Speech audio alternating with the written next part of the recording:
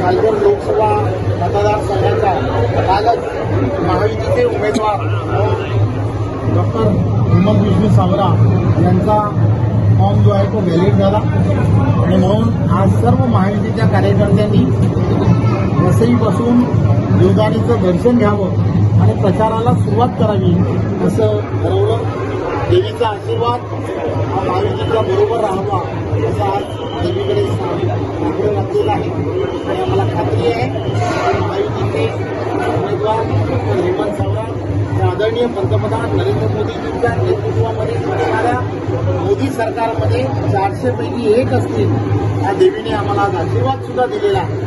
त्यामुळे आज सर्व महायुतीचे कार्यकर्ते वसई भागामध्ये असणाऱ्या 1.5 लाख मतदारांपर्यंत आज संध्याकाळपर्यंत त्याची प्रचार फेरी आहे आणि त्यानंतर संध्याकाळच्या वेळेला महायुतीचा एक मेळावा हा एकत्रपणे कार्यकर्त्यांचा मेळावा हा वसई नालाव सोपारा या भागांमध्ये होणार आहे। त्या मेळाव्याला सुद्धा हजारोच्या संख्येने कार्यकर्ते उपस्थित आहेत।